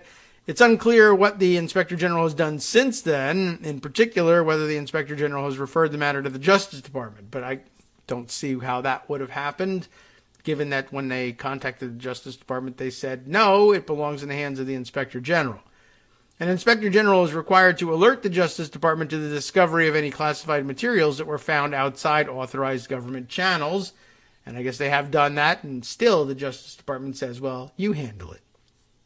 Making a referral to the Justice Department would put senior officials in the position of having to decide whether to open an investigation. Ooh, that's tough. A scenario that would thrust the department into a highly contentious political matter. Yeah, that's the job. The Washington Post reported on Wednesday that the National Archives had asked the Justice Department to examine Mr. Trump's handling of the White House records. Officials with the National Archives did not respond to messages seeking comment. In January, after a lengthy back and forth between Mr. Trump's lawyers and the National Archives, Mr. Trump handed over more than a dozen boxes of materials, 15 in fact, including documents, mementos, gifts, and letters. Among the documents were the original versions of a letter that former President Barack Obama had left for Mr. Trump when he was first sworn in, and the letters written to Mr. Trump by North Korean leader Kim Jong-un also included the map that he drew on in Sharpie to illustrate the track of the Hurricane Dorian, which he believed was heading to Alabama, but wasn't. How interesting. Hi, it's me, David Waldman, the same guy who was just talking to you a second ago. Our Patreon subscription drive is still going strong, with over 175 monthly donors who help keep us on the air. If we've helped keep you going during the pandemic, why not return the favor and help us keep going so we can all be together for the next disaster? Patreon.com, Patreon.com, makes it easy to make secure, recurring monthly contributions to support our show. Patreon.com/KagroX gets you straight to our donation page. Maybe you'd like to thank us for keeping you sane during the Trump era. Maybe you're looking forward to in-depth explanations of what's going on in the Biden administration. Whatever it is that keeps you listening, we need your help to keep bringing it to you. And hey, if you happen to prefer using PayPal or even the Square Cash app, we're up and running with those options too. Thanks again, everyone, for all your support. We literally could not do this without you.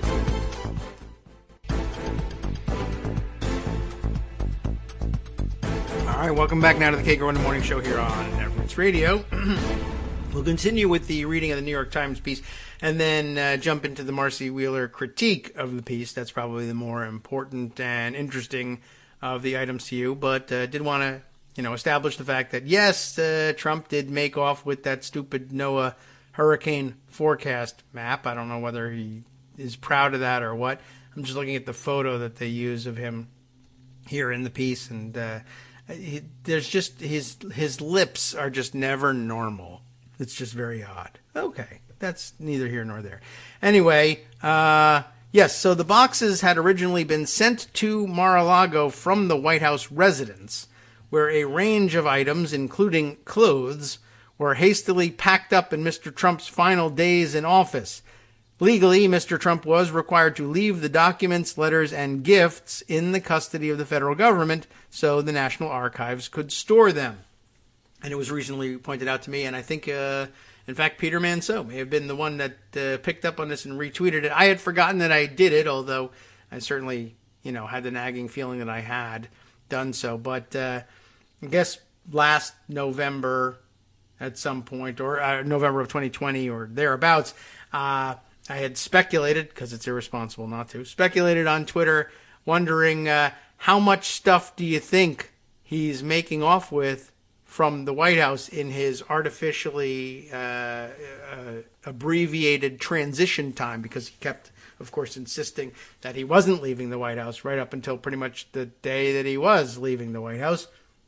And they would scramble, and in the fog of war, they would, take ton of stuff that they weren't entitled to. I was thinking more along the lines of gifts and things that are sparkly and towels and souvenirs from the White House, maybe the Resolute desk, possibly a number of other things. These curtains that I chose, these belong to me too.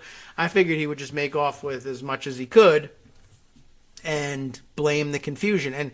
And lo and behold, it turned out to be true, and I haven't even written a book. But about the easiest thing you could possibly guess about the guy. I'll see if I can dig up the actual tweet for you. That means note to self. Let's see. The absconding tweet. See if I can read my own handwriting later on. I think I just wrote twet. So that's probably not going to help me very much. After the FBI, during the 2016 presidential campaign, investigated Hillary Clinton's handling of classified material while she was Secretary of State, Mr. Trump assailed her helping make the issue pivotal in the outcome of that race. Maybe, sort of, kind of. I thought it was economic anxiety, but apparently it's this. In that case, the intelligence community's inspector general had made a national security referral to the FBI, prompting the investigation of Mrs. Clinton. But during Mr. Trump's administration, top White House officials were deeply concerned about how little regard Mr. Trump showed for sensitive national security materials. John F. Kelly, the White House chief of staff, tried to stop classified documents from being taken out of the Oval Office and brought up to the residence because he was concerned about what Mr. Trump may do with them and how that may jeopardize national security. Could he take pictures of them and tweet them out? Could he try to flush them down the toilet? Any of those things were possible. Or could just eat them. That happened too. Similar to Mrs. Clinton, Mr. Trump's son-in-law, Jared Kushner, and daughter Ivanka used personal email accounts for work purposes. And even after being warned by aides, Mr. Trump repeatedly ripped up government documents that had to be taped back together to prevent him from being accused of destroying federal property. Now Mr. Trump faces questions about his handling of classified information, a question that is complicated because as president, he had the authority to declassify any government information. It is unclear whether Mr. Trump had declassified materials the National Archives discovered in the boxes before he left office. Under federal law, he no longer maintains the ability to declassify documents after leaving office.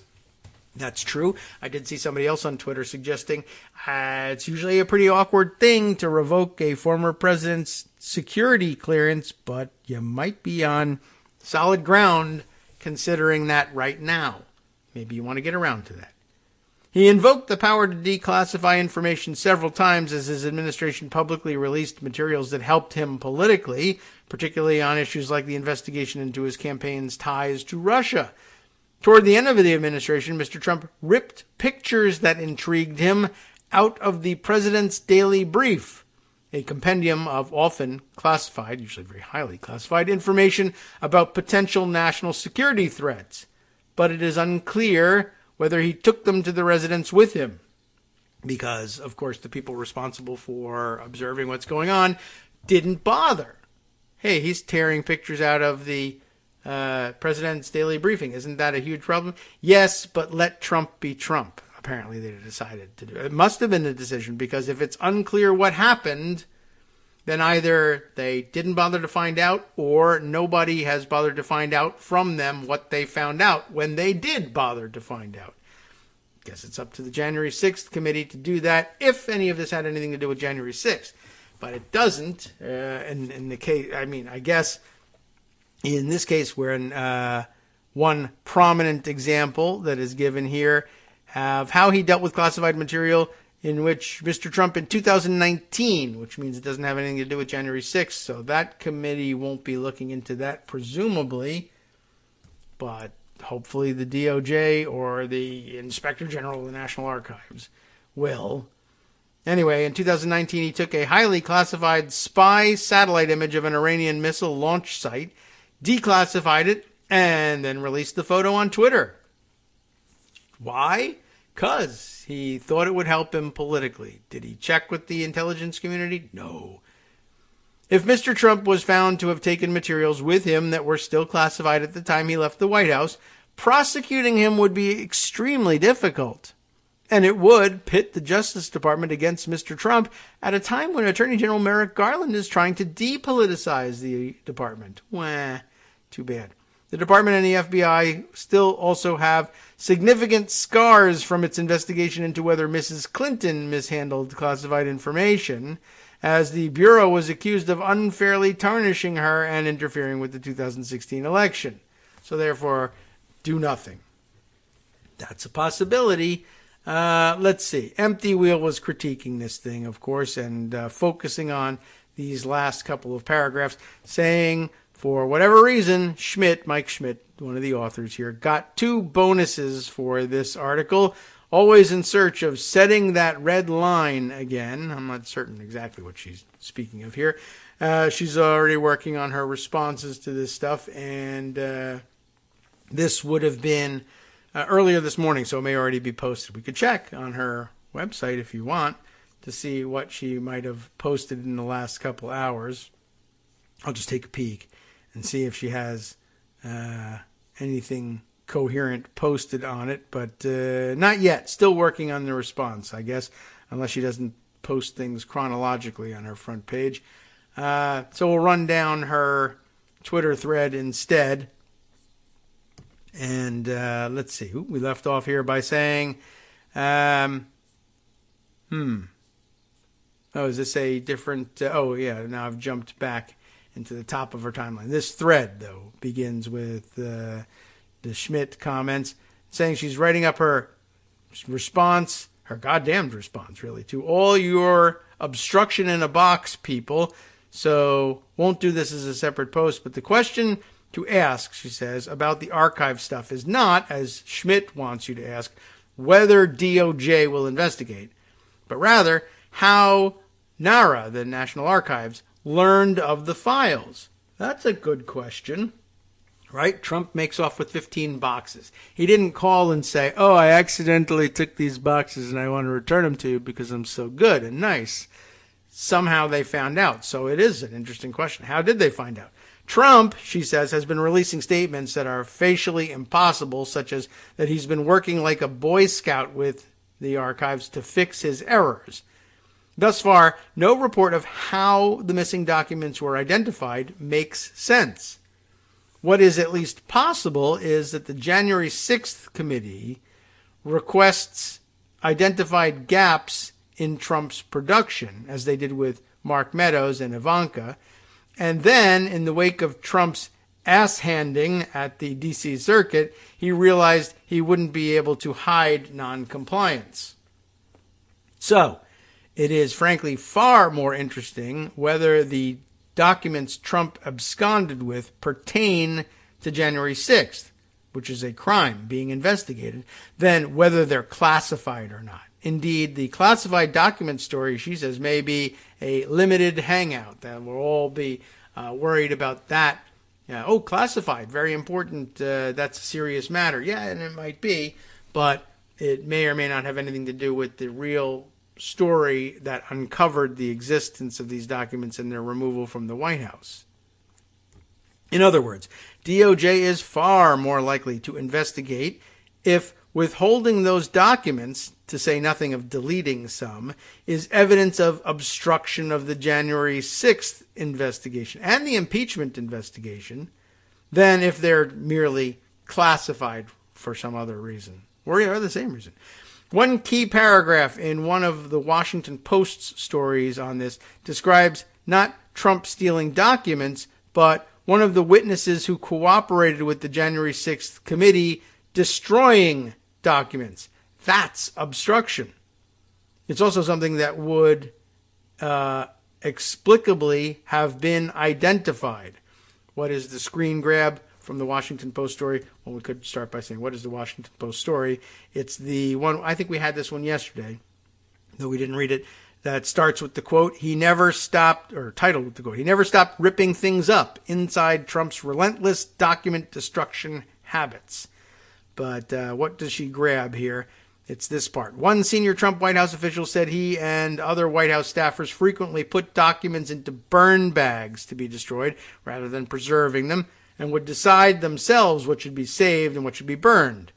When the January 6th committee asked for certain documents related to Trump's efforts to pressure Vice President Mike Pence, for example, some of them no longer existed in this person's files because they had already been shredded, said someone familiar with the request. Of course, there's probably some forensic computer records of these things. Hardly anyone, as Atrios noted earlier today, is using typewriters to put these things together. We should be checking the computers. Maybe it's too late for that. I don't know. But there you go. All right, so that's what Empty Wheel is up to with respect to her examination of today's reporting. What's the latest in terms of her tweets on this issue or anything else? Yeah, I guess it all goes back a couple hours to yesterday's work. Yep, and all right, so I think she's been busy writing and not tweeting this morning. So there you go. we at least have that.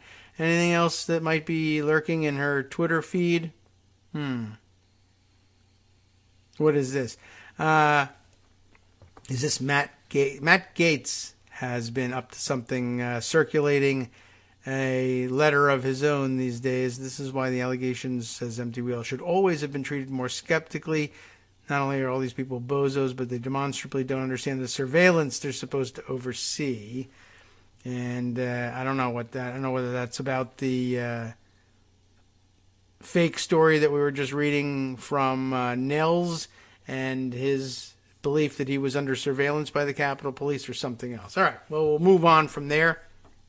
But at least we're caught up on what people are complaining about from the New York Times reporting. This news got left aside the other day, too. And I'd like to dive into this Politico piece. Read the emails. I'd love to. Read the emails showing Trump's allies' connections to voting machine seizure push. We heard over the last couple of days that Giuliani was the one personally advising people around the country. Particularly, I think I saw officials in Michigan trying to convince them that they should seize the voting machines, since he was busy shooting down the idea circulating in the White House, thanks to Sidney Powell, that the federal government or the military should seize the voting machines. And good guy that he is, Giuliani didn't want that to happen because bad optics and bad law, but maybe we could convince other people to seize them and not be in as much trouble. So let's read about these emails. The conversations shed light on the visibility that Washington lawyer Catherine Freese, who I don't know, and Texas entrepreneur Russell Ramsland had into the election subversion push. Russell Ramsland's name we've heard before, and maybe in connection with the Arizona Cyber Ninjas audit or something else. I can't recall. Well, let's see if Betsy Woodruff Swan will inform us about those connections. Leaked emails obtained by Politico reveal the connection of two outside Trump allies, Washington lawyer Catherine Freese, like spelled like Foster. I don't know if there's any relation or not. I think it's spelled that way. F-R-I-E-S-S. And Texas entrepreneur Russell Ramsland, to the failed push to seize voting machines as part of a desperate bid to overturn the 2020 election. The emails show then President Donald Trump's former national security advisor Michael Flynn, the notorious spy, and another former military officer workshopping the draft of a Trump executive order to seize voting machines. The emails between Flynn, retired Army Colonel Phil Waldron, and others provide new details about the events that preceded the assault on the Capitol last January 6th. It is unclear if the Capitol Riot Select Committee has obtained the emails, but now they can read them in Politico. Politico is publishing them here, solely redacting the senders and recipients' email addresses. We are also publishing two draft versions of the executive order that would have directed authorities to seize voting equipment, but Giuliani was rejecting that, right? CBS News previously reported on the contents of the emails and published one of the drafts.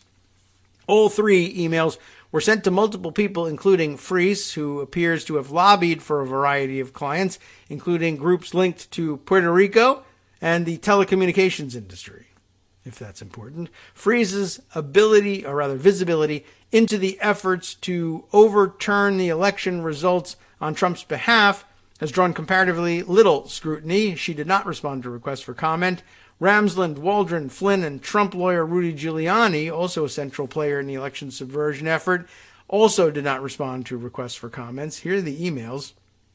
Can we actually see anything interesting here? Let's see. Here's the draft order, December 16th, 2020. Presidential findings to preserve, collect, and analyze national security information regarding the 2020 general election.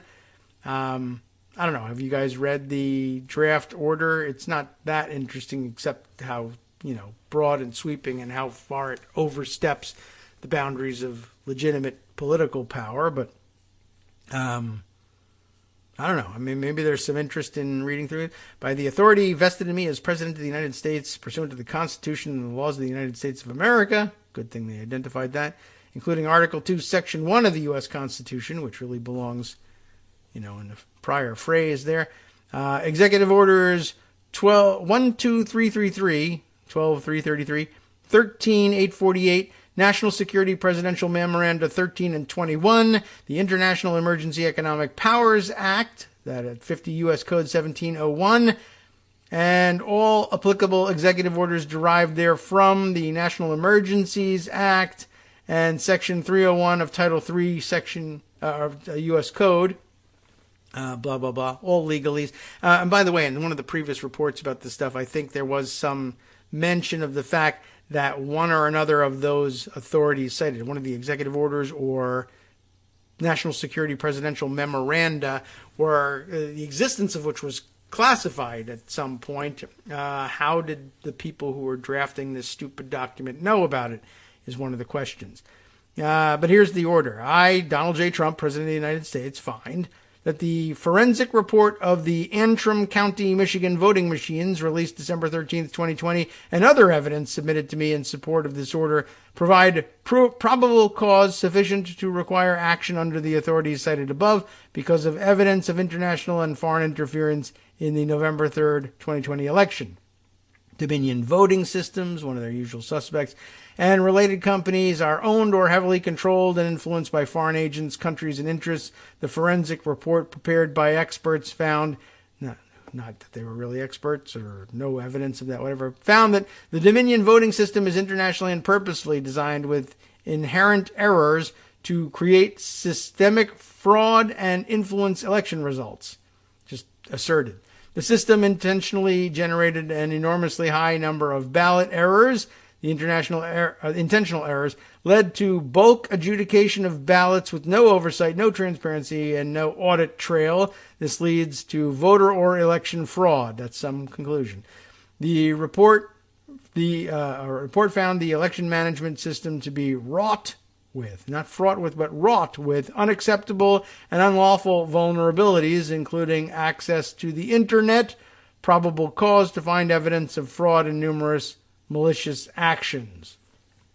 There is also probable cause to find that the Dominion voting system, Smartmatic, Electronic Systems and Software, and Hart InterCivic, Clarity Election Night Reporting, Edison Research, Sequoia, Scytl, remember that one, SCYTL, I don't think we could pronounce that last time either, and similar or related entities, agents or assigns, have the same flaws and were subject to foreign interference in the 2020 election in the United States.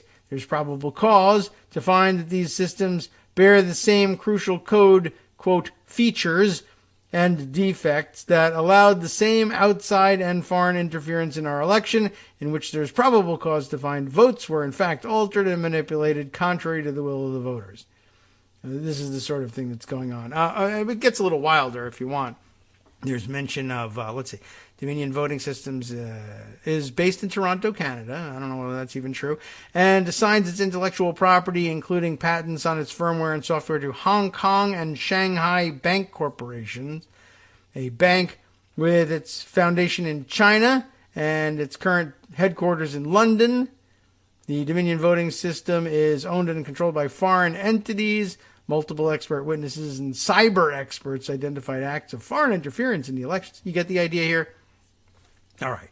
We won't read any further. What were the powers they wanted to grant themselves? Seizing the voting machines is the key one, of course. We'll leave that aside for now. What about the emails? Let's see. Here's one from General Flynn. I reviewed, fixed the spelling error in the title. That's nice of you. Ensure it gets a legal review, but this is ready to go from my standpoint. Thanks for getting the key points in. And he just signs it Flynn in all caps. That's the way he signs these things. What else have we got here? They don't actually look all that interesting. We don't know who this one is from here. Final draft finding includes DHS switch language, as well as foreign interference expansion and warrant insurance language. Signed PW, if you can figure out who that might be. Is that Paula White? She has no business in any of this. Could be anybody. I don't know at this point. All right. Just wondering. There's another draft. Yes, the email's not that exciting. necessarily, but let's see what the writers have to say about it. Waldron, that's right, Patrick Waldron, right? That's his name, PW. Waldron, who has said he worked on secret projects in Afghanistan and Iraq with Flynn, sent the first email on December 16th, 2020 to Freese, Flynn, and former New York City Police Commissioner Bernie Kerik. Waldron's email included a draft executive order directing the Pentagon to seize voting machines. Per conversation, Waldron wrote, this is the final draft document for discussion and coordination. Pre-decisional, he added, thinking he might shield it from investigators. That document is nearly identical to a draft executive order the National Archives has shared with the January 6th committee and that Politico published last month. Metadata on the document says it was created by a user named Christina Bobb. Isn't that a OAN reporter? And later updated by an unnamed person, a One America News anchor. There you go. By that name, was involved in Giuliani's work for Trump and previously worked in the Department of Homeland Security during the Trump administration. So she's obviously an objective journalist. The Washington Post reported, don't let them make you apologize for liberal bias in the media anymore, please. Thank you. The Washington Post reported that Bob was on at least one conference call about setting up alternate slates of electors for the January 6th certification vote, and that she was at the Willard Hotel Command Center that Trump's allies used as a home base to coordinate efforts to overturn the election. The emails did not cast light on Bob's ties to the draft executive order beyond her name's appearance in the metadata, and she did not respond to requests for comment. Flynn noticed a problem with the document Waldron had sent. Its title had misspelled the word analyze. I reviewed, fixed the spelling error, etc. We just read that before. It's not clear if the order got the legal review Flynn referred to, but the email traffic came at a sensitive moment for Trump's allies' push to keep him in office despite his loss to President Joe Biden. 2 days after the first email, dated December 16th, Flynn and others held an Oval Office meeting with Trump to press for drastic action to keep his baseless election challenges alive. The New York Times reported that voting machine seizures were discussed at that meeting.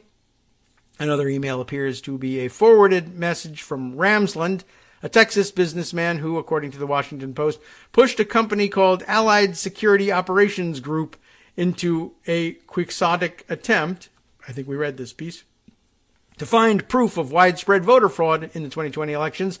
State-level officials, as well as Trump's own former attorney general, have said no fraud occurred that could have changed the outcome. Ramsland's forwarded message included 3 attachments: a draft of an executive order to have the Department of Homeland Security seize voting machines, a draft document that appeared to be intended to justify law enforcement officers obtaining warrants to seize those machines, and Ramsland's public key. In other words, his digital fingerprint used in encrypting Proton Mail messages. Ramsland's message was sent on December 17th at 8:44 a.m. 2 minutes later, Waldron forwarded it to Kerik, Freese, and Giuliani. The first 2 pages of the DHS version of the executive order are virtually identical to those in the Pentagon document, but its final page details a plan for DHS to seize voting machines. I think that was supposed to satisfy Giuliani somehow. That draft says the Homeland Security Secretary, quote, shall seize, collect, preserve, protect, that's a nice rhyme, retain and analyze all machines, equipment, electronically stored information, and material records required under a federal statute that governs the preservation of election records. It also says, by the way, that's the one I think Tina Peters was accused of trying to violate when she broke into the storage shed out there in Mesa County, Colorado. But it also says that Homeland Security Secretary can determine the interdiction of other election materials, including hardware, software, documentation, ballots, key cards, and any other physical items, to include security badges, polling official rosters, and related items. It adds that DHS Secretary and subordinates shall have the power to immediately seek the issuance of any and all search warrants that they need.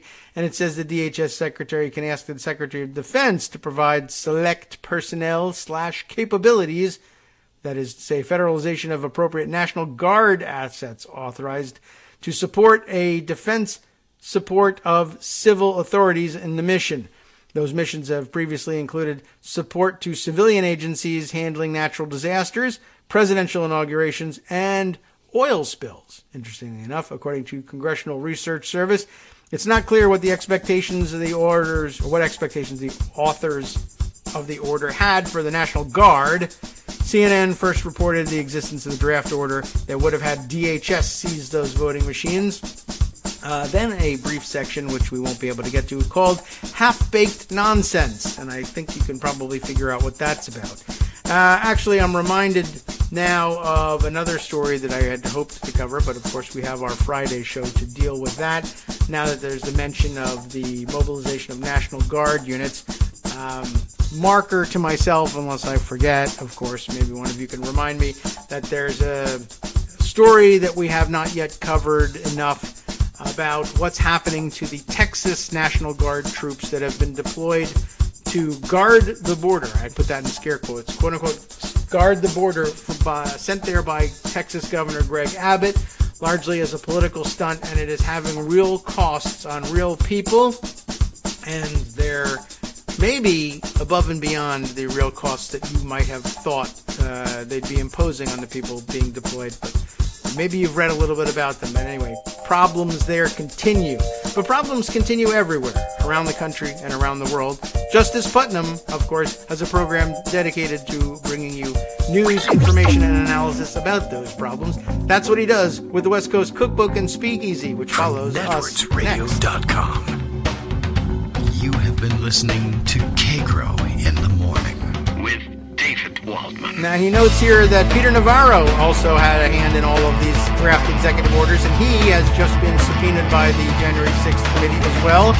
What other fun stuff has he got from around the country and around the world? Well, if I had time, I'd tell you. But let's just hand him the microphone and let him do it himself, why don't we? We'll see you tomorrow.